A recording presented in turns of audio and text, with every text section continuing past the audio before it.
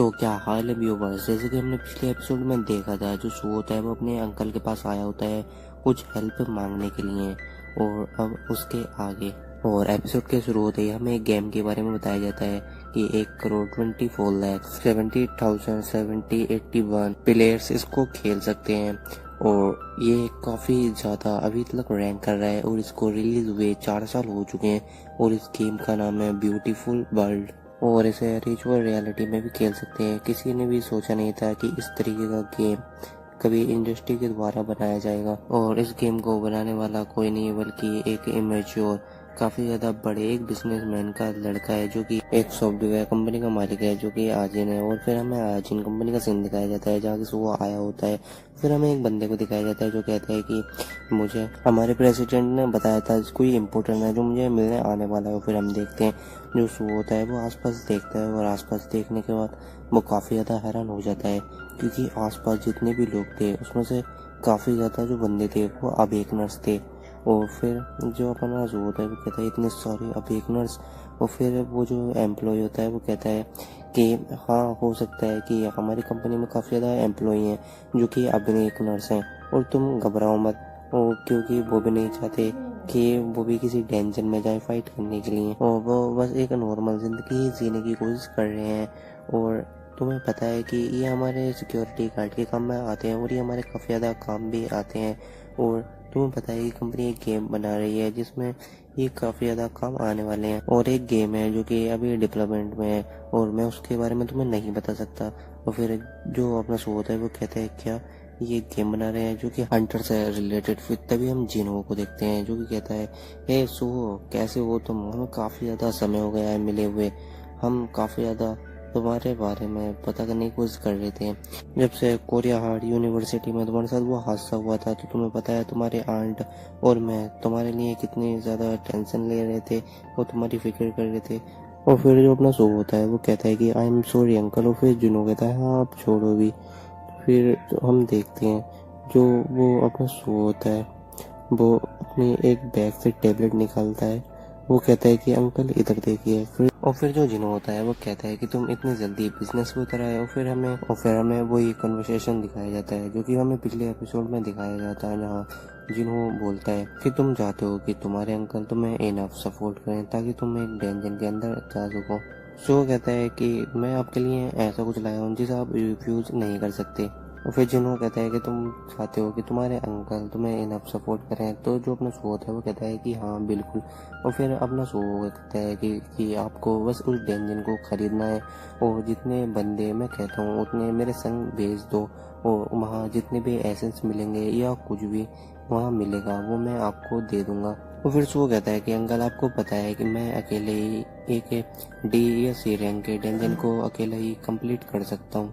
और वो कहता है कि तुम ऐसा कैसे कर सकते हो, हालांकि मेरी रैंक भी डी है मगर मैं भी इसे अकेला ऐसा नहीं कर सकता। तो जो शो होता है वो कहता है कि मेरे पास एक तरीका है। और फिर जिन्हों कहता है कि मैं भी एक डी रैंक का अवेकनर हूँ और मैं भी अकेले नहीं उसे कंप्लीट कर सकता हूँ, तुम तो फिर भी एक ई रैंक के हो। क्या तुम इसलिए डेंजन के अंदर तो नहीं जा रहे? तुम्हारे मॉम और तुम्हारे डैड जब कैटेगलिज्म हो रहा था तो वो उसके अंदर फंस गए। मगर जो अपना शो होता है वो जिन हो को काफ़ी ज़्यादा समझा रहा होता है, और जो जिन हो होता है वो उसकी बात को बिल्कुल भी नहीं मान रहा होता है। और फिर हम देखते हैं जो बेर होता है वो कहता है कि यंग मोनार्क क्या आप इन्हें सब कुछ बताने वाले हो? फिर जो अपना शो होता है वो कहता है कि हाँ अंकल ही वो पर्सन है जिन्हें मैं सब कुछ बता सकता हूँ। और फिर जो अपना शो होता है वो कहता है कि आपको पता है मैं एक अवेकनर हूँ जो कि अकेला ही अपना जो लेवल है उसे बढ़ा सकता है, और इसीलिए मैं आपसे बोल रहा हूँ कि मुझे डेंजन के अंदर जाने दो।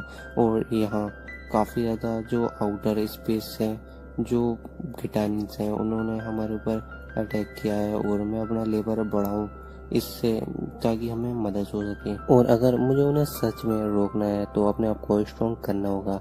और तभी हम देखते हैं जो जिन्हो होता है वो कहता है कि सो तुमने कहीं सोलो लेवलिंग प्रोजेक्ट के बारे में सुना है? और ये सुनकर जो अपना शो होता है वो चौंकता है। और फिर हम देखते हैं जो जिनू होता है वो कहता है, वो हंसने लग जाता है। वो कहता है कि ये किसी तरीके का प्रैंक है और जो सोलो लेवलिंग प्रोजेक्ट है वो हमारी कंपनी का एक गेम है और वो स्क्रिप्ट है, और हमें उसमें एक बंदा होता है जो अकेला ही सोलो लेवलिंग होता है और वो अपना जो लेवल होता है उसे बढ़ा सकता है और वो आखिर में आके काफ़ी ज़्यादा स्ट्रॉन्ग हो जाता है। वो काफ़ी ज़्यादा लोगों को बचा लेता है। वो शुरू में तो ई रैंक का ही होता है मगर वो अपना लेवल अप करते करते काफ़ी ज़्यादा स्ट्रॉन्ग हो जाता है। जो अपना सो होता है वो कहता है कि ये तो मेरे पापा की स्टोरी है। तो फिर जो वहाँ पे जिन हो होता है वो कहता है कि अगर तुमने ये मेरे किसी एम्प्लॉय से सुना है तो तुम यहाँ फेल हो चुके हो। और फिर हम देखते हैं जो कि बेर होता है वो आता है, वो कहता है क्या फेल? मुझे लगता है कि शायद से तुम्हें पिछली दुनिया की मेमोरीज याद आ गई हैं तो तुमने ऐसा किया है। और फिर हम देखते हैं जो वो जिन हो होता है वो काफ़ी ज़्यादा घबरा जाता है। वो कहता है कि सो ये कौन है? ये आंट की जो फेस है ये यहाँ क्या कर रहा है? वो उसे देख के काफ़ी ज़्यादा घबरा जाता है। और जो वीर होता है वो कहता है माइलिन मैं कुछ कर सकता हूँ। वो जो सो होता है वो कहता है कब? और फिर हम देखते हैं कि वो जो जिन हो होता है वो पड़ा होता है और अपना वीर कहता है कि तुम बस एक सबॉर्डिनेट थे वो भी माइलिन के, और तुम बस माइलिन के आगे पीछे ही घूमते रहते थे और तुम उसके सारी जो फाइट होती थी उनको सबसे पहले बंदे थे जिसने उनकी फाइट को देखा था। वो सबसे ज़्यादा जो फाइट देखने वाले थे वो तुम ही थे। और फिर वो अपने हाथ से एक की लाता है जो कि बेरू के हाथ में होती है और वो कहता है बेरू की अब तुम्हें सब कुछ याद आ जाएगा। और फिर हम देखते हैं जो बेरू होता है वो उस की को उस बंदे के पेट में घुसेड़ देता है और उसे घुमा देता है। वो कहता है कि ये माइलिन की तरफ से भेजा हुआ तोहफा है। और फिर हम देखते हैं जो जिन वो होता है उसके सामने एक बंदा चलते हुए आ रहा होता है और ये और कोई नहीं होता है बल्कि उसकी दूसरी दुनिया की इमेज होती हैं जो कि उसकी मेमोरीज होती हैं। और उसकी मेमोरीज धीरे धीरे करके सारी वापस आने लग जाती हैं कि कैसे उसने जिनके साथ सारे डेंजर्स को कैसे कंप्लीट किया था और वो उसका दोस्त था और कैसे उसका भाई या जो भी हो भाई वो बोल सकते हो। और फिर हम देखते हैं कि ये जो जिन होता है उसकी आंखों से आंसू निकल रहे होते हैं और वो नहीं चुप रहा होता है और उसकी आंखों से आंसू निकले जा रहे होते हैं। और फिर हम देखते हैं सो कहता है कि वीरू इसे कुछ हुआ तो नहीं। वीरू कहता है कि इसे बस सब कुछ याद आ रहा है धीरे धीरे होके इसीलिए इसके आंसू निकल रहे हैं। और फिर हम देखते हैं जो जिन होता है वो कहता है कि अब समझा जो जिन वो है उसकी जो पावर है वो तुम्हारे अंदर पास ऑन हो चुकी है। फिर जो अपना सो होता है वो कहता है हाँ कुछ ऐसा ही है, उसे समझाने की कोशिश करता है। और फिर हम देखते हैं जो जिन वो होता है उसकी काफ़ी ज़्यादा आँखें जो होती हैं वो लाल हो चुकी होती हैं, फेस भी लाल हो रहा होता है भाई। और फिर हम देखते हैं वो कहते हैं कि जो अपना जिन है वो आउटर स्पेस के इटालियन से फाइट कर रहा है वो भी अकेला। और मेरे जितनी मेमोरीज हैं वो उससे अलग ही डिफरेंट लेवल पर पहुंच चुका है और वो अभी भी रह जा रहा था। उसके पास हम काफ़ी ज़्यादा टिश्यू पेपर देखते हैं जो कि सब भाई काफ़ी ज़्यादा गीले हो चुके होते हैं।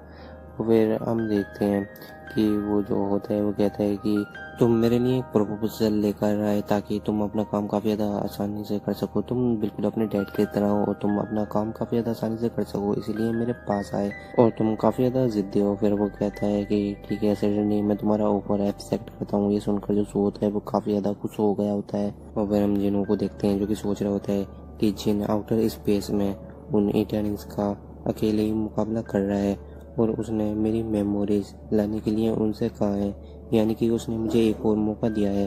तो वो कहता है कि तुम फिक्र मत करो, मैं सुओ को स्ट्रॉन्ग बनाने में काफ़ी ज़्यादा कोशिश करूँगा और हम सब मुझ पर छोड़ दो। फिर सीन शिफ्ट होता है और हमें जो सुओ को दिखाया जाता है जो कि एक मास्क पहने हुए होता है वो एक डेंजन के पास आता है। वहाँ काफ़ी ज़्यादा लोग होते हैं और जो अपना सू होता है वो वहाँ देख रहा होता है। वो कहता है कि तो ये है वो सब जो फील्ड करने के लिए यहाँ है। और फिर वो आगे जाता है कि उसे एक बंदा कहता है कि सच में हमें बैठे रहने का पैसा मिलेगा क्या? हमें गेट के अंदर जाने की ज़रूरत नहीं है और तुम अकेले ही गेट को कंप्लीट करने जा रहे हो।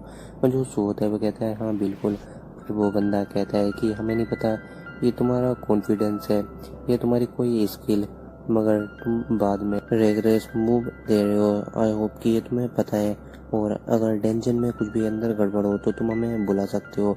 हम इतना तो कर ही सकते हैं कि वहाँ तुम्हारी कुछ हेल्प कर कर वहाँ से तुम्हें निकाल तो सकते हैं। और फिर हम देखते हैं जो सू होता है वो मुस्कुरा रहा होता है और फिर वो वहाँ से चला जाता है। और फिर हम देखते हैं जो सू होता है वो डेंजन के अंदर जा रहा होता है और डेंजन के अंदर जाते के साथ ही वो कहता है कि ये सब काम मैं अकेले तो नहीं कर सकता। वो अलाइस को और गिरे को बाहर निकाल लेता है और फिर हम देखते हैं कि वो सब फाइट करने के लिए रेडी हो गए होते हैं। और फिर वो सोच रहा होता है वो कहता है कि वो नहीं चाहता कि सारे बोझ वो अपने ऊपर ले ले। और फिर हम देखते हैं जो शो होता है वो फाइट के लिए रेडी हो गया होता है और वो मॉन्स्टर को मारने के लिए जा रहा होता है। वो कहते हैं कि चलो अब अपना लेवल अप करते हैं, और ये एपिसोड हमारा यही एंड हो जाता है। और अब जो एपिसोड आने वाले हैं भाई वो वीक टू वीक आएंगे, तो मैं उनको भी डाल दूंगा। तो मिलते हैं आपको किसी और दिन, किसी और वीडियो में, किसी और एक्सप्लेनेशन के साथ। तब तक के लिए टेक केयर एंड बाय।